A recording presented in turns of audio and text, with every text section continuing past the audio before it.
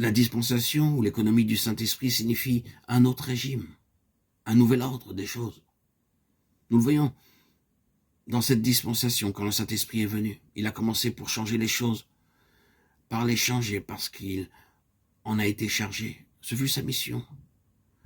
La venue du Saint-Esprit a introduit un nouvel ordre. Prenons un exemple. Quelqu'un peut être chargé d'une responsabilité dans une entreprise, et quand il prend ses fonctions, il trouve que les choses sont faites de telle et de telle manière. C'était ainsi dans l'Ancien Régime. C'est alors qu'un nouveau directeur général arrive, il fait le bilan de l'ordre établi et considère que ce système est imparfait, car il ne produit pas les résultats pour lesquels l'affaire a été créée. Alors, il commence tranquillement, mais très fermement, à introduire le changement et les choses commencent à bouger. Cependant, tous ceux qui avaient été dans ce régime depuis des années n'ont pas du tout apprécié ces changements. Et ils se sont mis à contester. Ils n'en ont pas voulu. Ils se sont révoltés et ont commencé à lutter contre l'introduction de ce nouvel ordre. Ceux qui étaient les plus ouverts ont saisi cette vision. Cependant, ils ont rencontré des problèmes de temps en temps. Parfois, ils ont trébuché sur des difficultés et se sont irrités à l'égard des implications de ce changement immense.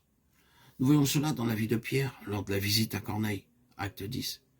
Il voulait simplement contester un peu pour conserver certaines choses. Ils ont tous eu leur combat, mais ils sont passés par-dessus leurs difficultés et se sont ajustés. C'est alors que le grand changement s'est produit avec des résultats merveilleux. Les choses ont commencé à bouger, le dessin originel a commencé à se former, d'une manière merveilleuse, à se réaliser et à s'accomplir. C'est exactement ce qui s'est passé quand l'Esprit est venu le jour de la Pentecôte. Il y avait un ordre établi, mais il n'accomplissait pas le dessein de Dieu. L'Esprit Saint est venu avec toute la connaissance de la pensée divine. Il est venu à commencer son travail afin de réaliser le dessein divin. Il a tout pris en main. C'est alors que les gens étaient partagés. Quelque chose de ceux qui habitaient dans Jérusalem et de leurs chefs n'ont pas voulu de ce nouvel ordre. D'accord, ils ont alors tout perdu. Mais d'autres sont entrés dans la communion du Saint-Esprit. Ceux qui s'attachent au Seigneur et avec lui un seul esprit. 1 Corinthiens 6, 17.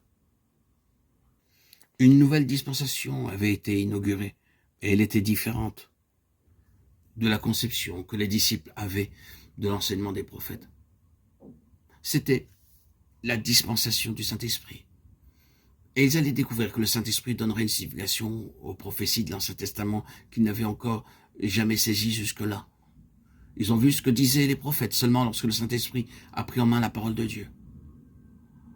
Alors, nous remarquons qu'en prenant réellement en main les Écritures, en commençant à les appliquer à leur situation, en donnant la signification divine des choses, se sont passées. Non seulement des choses qui étaient inattendues, mais des choses qui étaient absolument contraires et opposées à la mentalité figée des disciples. Et cela nécessitait un complet bouleversement de la mentalité et l'abandon de positions bien ancrées en eux. L'enjeu est considérable quand le Saint-Esprit peut nous prendre en main. Il y aura toujours des changements révolutionnaires dans la vision que nous avons des choses. Et le livre des Actes est riche d'enseignements à cet égard.